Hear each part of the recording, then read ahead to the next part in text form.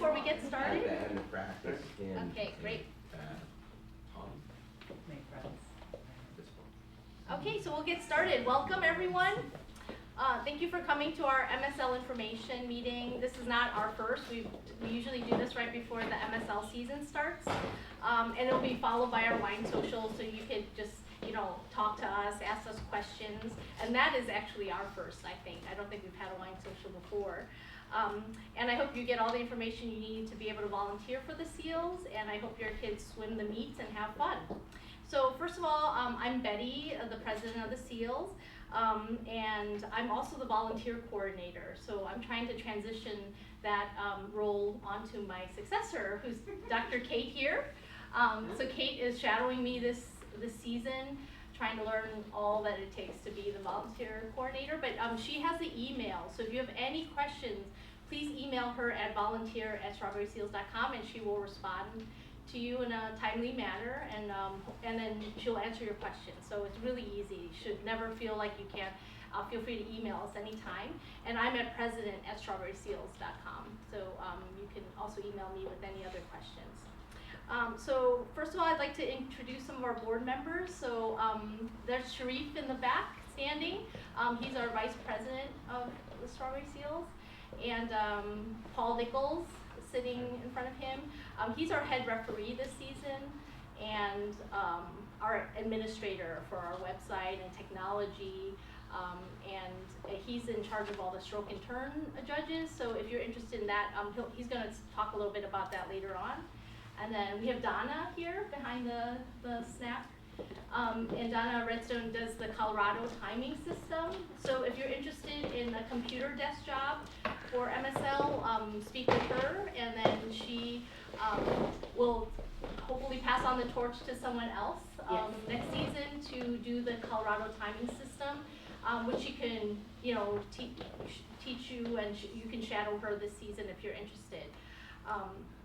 And Christy, of course, she is our newest board member, and her husband's going to be the setup crew chief, and super helpful. So you feel free to talk to us and talk to us about our experience with the SEALs.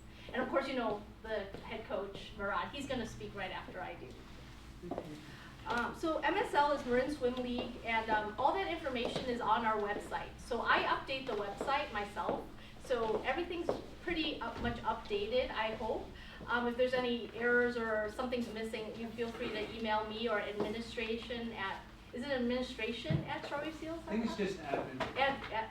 Admin. Oh, admin at Strawberry. So if there's any technology issue, you can email it. It's under board members. So there's 10 MSL teams. We're one of them, Strawberry Seals.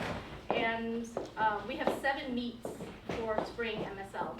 And if you didn't get a card, feel free to come up and grab a card. That has our information, and it has our schedule on the back of it. So we have 3 away meets, and we have 4 home meets this season. Home meets are at Tam High. I'm sure a lot of your swimmers are here at Strawberry practices, but Tam High is where we have all our home meets. And then we have one time trial on April 20th, that's at Tam High. And I know a lot of you have really little kids or beginners, and I would suggest just at least go to the time trials on April 20th. That's kind of like just us, and it's probably going to be if your first child's meet, and they can just get a time. At least get a time. There's no competition. It's just their own times. And it's also the day we're going to do our team photo. So that's going to be exciting. So everyone's going to get in there for a team photo. And we're going to also have a sign up for individual photos. So you can have your swimmer individually photographed. And at the website, you can see all the information about the schedule, just everything on the card. The 101 is on the website as well. And then you can read about our service agreements and volunteer positions. So if you've never volunteered before, the website has every job described, very succinctly, but you can, of course, email us if you have any questions about the jobs. But end of this month, I'm going to open up the sign-ups, and that's how you sign up for the job. So in the meantime, just read about the job, see what interests you. Most people are timers. Timing is just you press the stopwatch with the swimmers, you get a lane, And you have another timer, so you're not the only timer. And then this year we're going to have our touchpad, right? So we don't need 3 timers per lane. It used to be 3 timers per lane. So it'll be 1 seal timer and 1 timer from the other team, and the touchpad. So then you'll get an official time. And I opened the sign-ups end of March to like the 2nd week of April, so you have 2 weeks to sign up. And I encourage you, if your child's not super interested in the meet, at least go to the time trials and just sign up to volunteer at the time trial on April 20th. And then you can sign up for other meets if they love it, and I hope they do. And then you can sign up for the meets they go to. If you have an advanced swimmer, we encourage you to sign up for 6 jobs, because that really helps us a lot. It takes a lot of family members to help run the meets, and we can't do it without volunteers. So so there are jobs that you sign up for, like timer, lineup, and things like that, but we also have crew chief positions, and this is a position that it covers the whole season, and it's more of a trained position, and so I have a couple available. One is breakdown, so it's a leader who leads a team of between 8 and 10 people to break down our equipment. So at Tam High, the equipment doesn't live there, so we have to set up the equipment. And my husband actually was setup captain for 5 years, so he took stuff out of a trailers, like tents and chairs, and he set them up every time. And then there's a breakdown crew that then packs out all the stuff back into the trailer, and then that trailer lives somewhere. So so that's a position I have. So if you're interested in that, like you're really strong, you're very efficient in packing a trailer, that could be a good position for you to do. And you only do that for our time trials and for our home meets, and we have 4 of them. So for 5 meets, and then you're done for the whole season. We also have computer desk positions. One is, again, with Donna for Colorado, and then we have another kind of computer desk position that prints out the labels that go on the ribbons. You know, so a swimmer who wins or doesn't win, but gets a time, gets a label, and that label goes on a ribbon, and then they get a ribbon, and that's their reward for swimming, you know, or just finishing their race at the swim meets. We have merchandise sales, so we sell SEALs gear at our home meets. So if you're interested in sales, you're really good at sales, please sign up for that. And it's only for our home meets, and that one we don't even have for time trials. So you're just selling at 4 meets, so I think it's pretty cool. So that's trying to get our SEALs merchandise out there. And stroke and turn. So I was going to invite Paul to talk a little bit about stroke and turn and what it takes. So if you're interested, but he's going to just talk about what it means. Yeah, sure. Stroke and turn. Stroke and turn is a really fun job. Just a small pitch. You get a vest and a clipboard, and you make little notes that go to the coaches about if the swimmer is swimming the stroke correctly. Helps if you had some familiarity with the sport before, but it's not strictly required. And we are still looking pretty seriously for 2 or 3 more volunteers. So if you're interested, please come talk to me. Yes. And these crew chief positions are for the whole season. So if your swimmer just loves it and wants to swim every meet, great. Then a crew chief position would be perfect for you. And that's it. So any questions, feel free to email us, and and a lot of the information is on the card, and hopefully it'll be a great season. Go SEALs. And I'll have Coach Murad talk about the meets themselves. Thank you, Betty. Thank you all for coming tonight.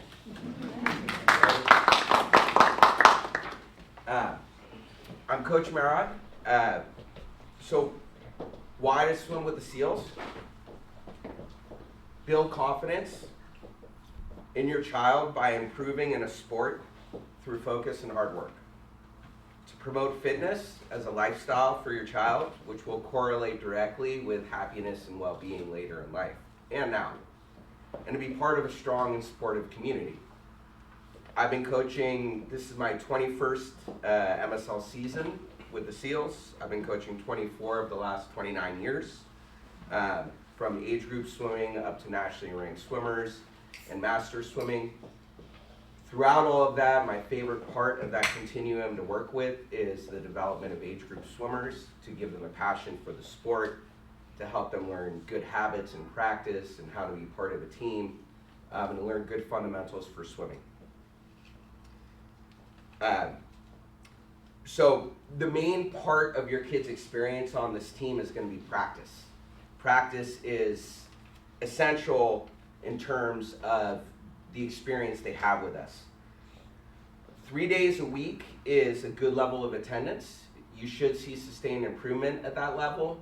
1 day a week, 2 days a week is kind of a maintenance level, and it might not give the kids enough critical mass of training in order to see consistent improvement. If you have a swimmer who's really passionate and wants to come to practice, 4 to 5 days a week is fine, but it's not necessary unless your kid is kind of driving you to bring them. We focus on teaching fundamentals with a lot of repetition. So sometimes we will spend weeks on one concept. We start every session working on very simple fundamentals, and we try to build complexity through the session in terms of the sets, the skills, and the content of what we're practicing. Races are short. Swimming is mostly a technical and power sport. It's not really an endurance sport unless you're swimming really long races or open water. So skills are the most important aspect of a swimmer's development, followed by strength and agility. As a parent, your role can seem unglamorous. You're a driver, you're a chef, you're a towel rack. But while these roles seem, menial in a way, they're essential. Without you doing all those things, your kid can't have a great experience with the sport. The role of a parent is not the role of a coach. So kids who are coached by their parents tend to be harder to coach. So please don't coach your kids. They'll have a better experience in the long run if you don't. By letting the coaches command this aspect of your kid's life and their development, you're expanding the community of adults who are supporting and caring about them. So we want to be the coaches want to be another set of adults that support your kids, but our role is very narrow. We do swimming, and we do the things that are closely related to swimming. You do much more important things. You provide them their education, their moral education, the things that count most in life. What we do is a lot less important, so you're better off just letting us do all the swimming parts so you can focus on the really important things in your kid's life. Swimming should help your child become independent, self-regulating, and self-motivated. So that means letting your kids make mistakes and learning from them. And keeping the stakes low so that the kid, the experience never carries too much weight, positive or negative. That it's, we want the kids to have ups and downs, but we don't want them to be too up or too down, because in the long run, that's not sustainable. Lastly, our decks are closed. So for the first few weeks, we do allow parents on deck because we want your kids to be comfortable with the coaches, and having you there helps. But after the first few weeks, we ask parents to stay off deck. This is for a couple reasons. A strawberry, the deck is really small, and we're not allowed to have the parents on deck as per strawberry rules. So it's both a policy of our team, but it's also a rule of the rec center, because with their members, everyone is signing a liability release specific to them. With our members, your liability release is specific to your activities with the SEALs at Strawberry. So it's important that after these first 2 weeks that, if you have a question, you can come and ask coaches, but try not to linger on deck. Also, sometimes it can be really distracting for the kids to have parents on deck. So it provides a better practice environment when it's just the kids and the coaches. It gives them kind of more freedom to interact with the coaches and with the other kids without feeling like they're accountable to their parents at that moment. So swim meets. Why do we do swim meets? Well, in swimming, we do a lot of skill work, and that skill work is very specific to racing. So While fitness is a component of what we do, fitness and training are different. Training is very task specific to the sport, whereas fitness is more general. So competitions give your kid a context for why the coaches are saying things like streamline off the wall, don't breathe on your first stroke on freestyle. These things all seem kind of arbitrary until you have the context of competition to see why they help you build towards being a more skilled swimmer. So I encourage everyone, get your kids to competitions, if at the least just to watch. And then if they're willing, just start with freestyle. Keep it really simple, keep it a fun experience. Kids get, in Marin Swim League, every swimmer gets a ribbon for every race they complete without getting disqualified. And getting disqualified in freestyle is really, really hard. Like, I've never seen it in, all my years of coaching. So that's a safe race to get your kid involved in without having to explain why they didn't get a ribbon later. If you're curious if your kid is your swimmer is ready for breaststroke or butterfly or backstroke, just ask the coaches, we'll let you know. And we'll work during the season to try to get them competent in more skills by the end than they started with. Kids who tend to compete stick with the sport longer than kids who don't. We've had kids on the team who swim 3 or 4 years, but because they lack the context of competition, after some time the motivation can fade. Competition is intense for some swimmers, so please don't apply any pressure at the meets. Kids' brains don't filter noise as well as adult brains do. So when they go to a swim meet, all of that noise in the background, all of the commotion, the action, the people around them, it has an effect of kind of raising their stress level. So while it may seem irrational that they're fearful of just swimming across a pool, it's completely valid. It's the experience that your child is going through internally. And oftentimes pushing a kid in that state will create more resistance, more reluctance, and really negative associations with competition. A kid who has a good first meet usually wants to come back for a second and a third, and then it just becomes something that they want to do because it's fun. There's only one phrase a parent needs to know when you're at a swim meet. It was fun watching you swim. Don't give technical feedback. That's not what your kids want to hear from you. All they want to hear from you is that you were happy to have that experience with them. And this is really difficult, but try not to praise winning. If winning is praiseworthy, then conversely, logically, losing must be a negative thing. And on swim team, they are going to get some races where they win, some races where they'll be in 8th place. And that's the normal part of the experience. So we focus more on times, because times is a more objective measurement of skills improvement. And over time, if a kid keeps improving their times, they become a very competitive swimmer. But the route there is not to be focused on winning, but is to be more focused on just having a great experience. So they want to come back and gain more experience, which will feed to improving their skills and their motivation, and in the long run, making them great swimmers. So that's all I have for tonight, and I'd like to open it up for questions.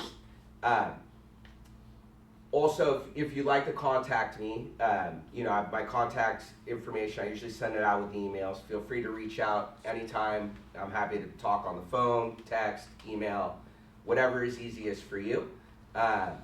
Please don't be shy about reaching out, because we want to make sure that your needs are heard and that, we're doing our best to address your needs and your child's needs as families as part of this team. Because one of the things that's different about swimming from any other sport I've seen is that because kids spend years on a swim team and most of the peer group doesn't change, 80% of the kids next year will be the same kids that swam this year. It gives them an opportunity to build long-term relationships with their peers. They'll interact with kids who are older than them, younger than them, boys and girls. So it creates a true community because, they're not limited by a lot of the boundaries that kids feel in school, like, hanging out with the kids in their class or their grade or the same gender. One of the great things about swim team is kids really mix with different age groups, boys and girls, and develop lifelong friendships. One example for me personally is I swam at Scott Valley long ago because my brother was coaching over there. And I still work with a gentleman that I swam relays with. We work together on an organization called SOMA that provides free swim lessons. We've been friends since high school. That was something swimming facilitated, and it's been one of the strongest relationships. And I have a bunch of those. And when I reflect back on swimming, like, what is the greatest thing swimming gave me? It gave me a community of people that I felt really close to. And that's what I hope this experience will give for your kids. Questions?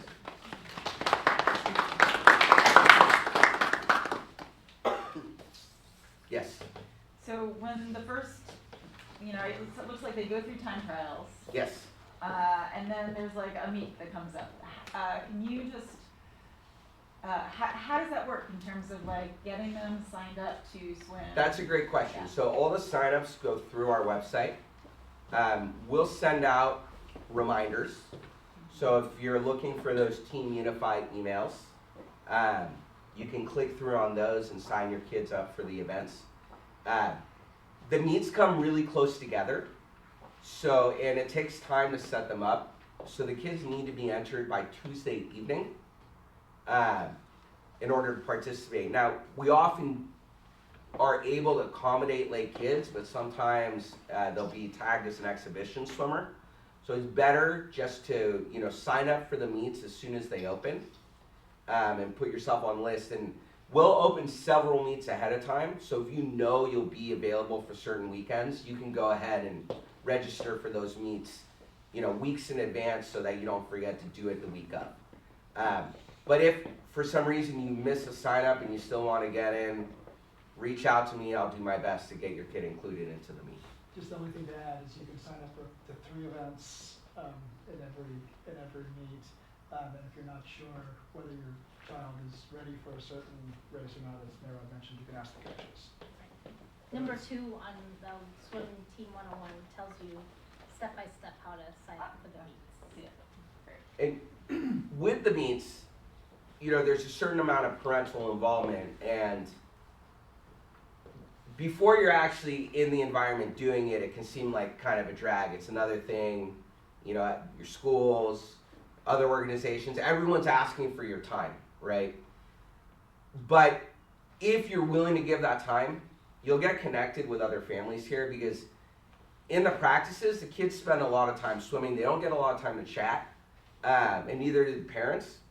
Swim meets are where a lot of the community is built. It's, your kid will go to the swim meet, and if they're an 8 and under, they might swim 1.5 minutes over the course of 4 hours. Right? The rest of the time is going to be spent interacting with other kids, spent with you. It's a day you guys can be together as a family, right? So the more involved you get, the more enriching the experience is. But the other opportunity it provides you is an opportunity to model behavior for your kids. So if they see you volunteering and participating, they tend to emulate that over the long run. So you're helping them be more engaged adults when they have kids. So it really has a positive effect on the community as a whole if people get involved. I know that wasn't what you were asking, but it was an opportunity to put that out there. Any other questions? Yes. So I see the youngest age group is 8 and under. Yes. We have a 5-year-old and seal pups. So Perfect. what does that look like for us? That's really individual.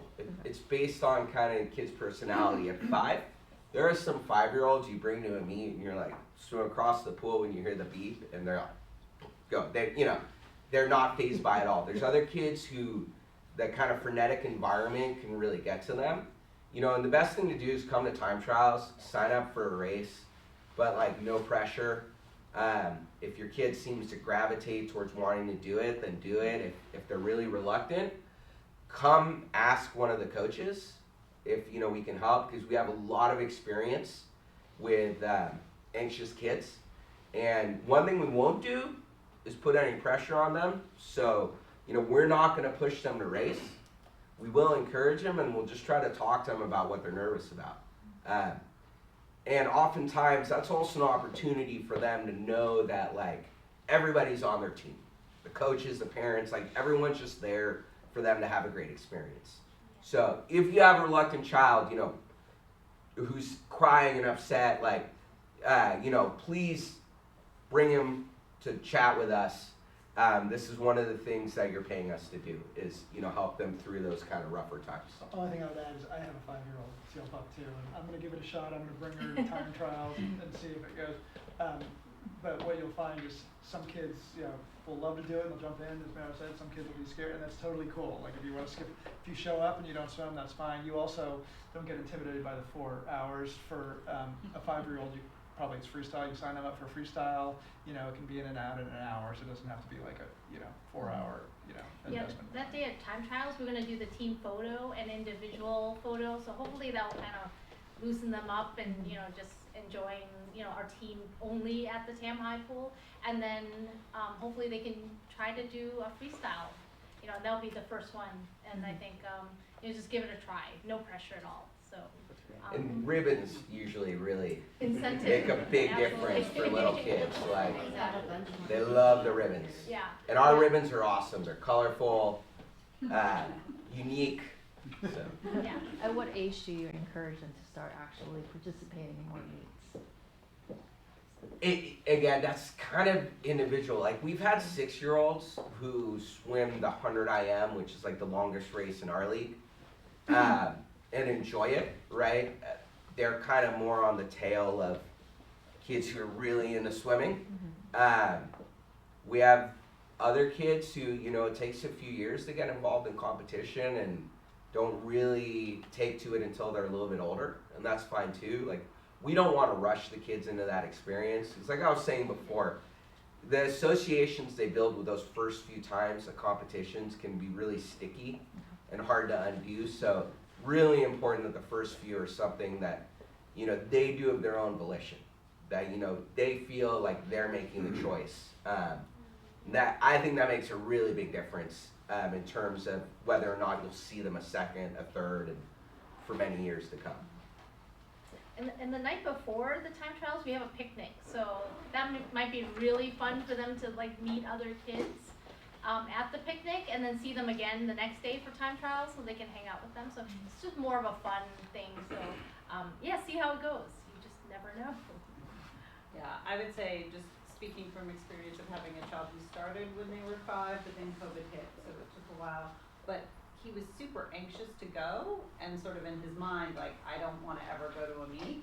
And then when we started getting involved in the social things, and he saw how social and fun the meets were, he was like, oh, I'm all in. But his idea was it was this super serious, competition thing. So really play up the social in the community. That's what holds it together, and then the other stuff will come. Thank you.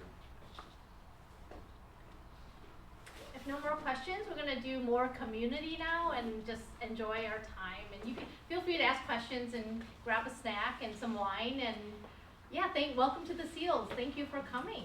So.